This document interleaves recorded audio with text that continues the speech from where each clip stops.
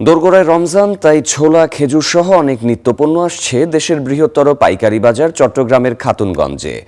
রোজায় এসব পণ্যের সরবরাহ স্বাভাবিক রাখতে আমদানি বাড়িয়েছেন ব্যবসায়ীরা। সংশ্লিষ্টরা বলছেন, চাহিদার বিপরীতে আমদানি পর্যাপ্ত হওয়ায় এবছর সংকট বা দাম বৃদ্ধির কোনো শঙ্কা নেই। চট্টগ্রামের খাতুনগঞ্জ ক্রেতা বিক্রেতার হাত ডাকে মুহূর্ত থাকলেও এবার অনেকটাই প্রাণহীন দেশের সর্ববৃহৎ এই পাইকারি বাজার। তবে ছোলা, ডাল, খেজুর, ভোজ্য তেল, চিনির মতো রমজানের অতি প্রয়োজনীয় ভোগ্যপণ্য আগাম আসতে শুরু করেছে খাতুনগঞ্জের বাজারে। তথ্য বলছে, বার্ষিক চাহিদার বড় অংশই রমজানকে সামনে রেখে আমদানি হয়েছে। এর মধ্যে আছে খেজুর, ছোলা, মসুর ডাল। সরবরাহ যদি স্বাভাবিক থাকে তো বাসার সম্ভাবনা খুব একটা নাই। যদি দেখা যায় যে আপনার মালের ঘাটতি, টাইমিং মাঝখানে গ্যাপ হয়ে যাচ্ছে, তখন বাড়ার সম্ভাবনাটা আছে। গত বছরও তো অনেক দাম ছিল, তার সেই এই বছর দাম মোটামুটি ভালো আছে, মালও অ্যাভেলেবেল আছে। গেল বছর রমজানের আগে ডিসেম্বর থেকে মার্চ পর্যন্ত এসব ভোগ্যপণ্য আমদানি হয়েছিল 10,28,029 মেট্রিক টন।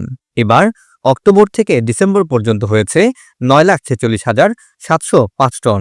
অস্থিতিশীল বলতে যেটা হয়, এটা হচ্ছে আন্তর্জাতিক বাজারে মূল্য বৃদ্ধি, দেশের করের যে প্রয়োগ, ওইটার উত্থান পতন, সব কিছুর উপর সমন্বয় করে তো মূল্যটা নির্ধারণ হয়।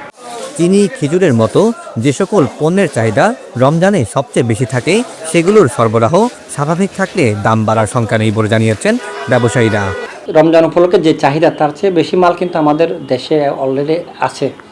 আমার মনে হয় না আমাদের রমজান উপলক্ষে আমাদের কোনো মালের দাম বাড়বে, বরঞ্চ এখন কমে আছে, কমে থাকবে, আরও কমতে পারে। এবার রমজানের আগে নির্বাচনকে সামনে রেখে সরকারের মনোযোগ সরে যাওয়ায় বাজার অস্থির হওয়ার আশঙ্কাও আছে। তাই নজরদারির কথা বলছেন সংশ্লিষ্টরা।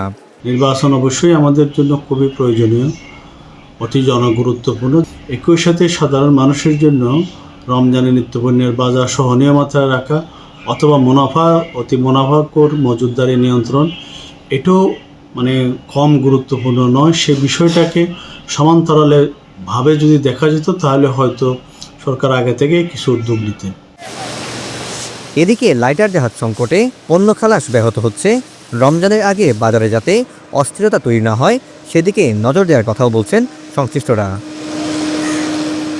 Syed Tamim Mahmud, Star News, Chittagong.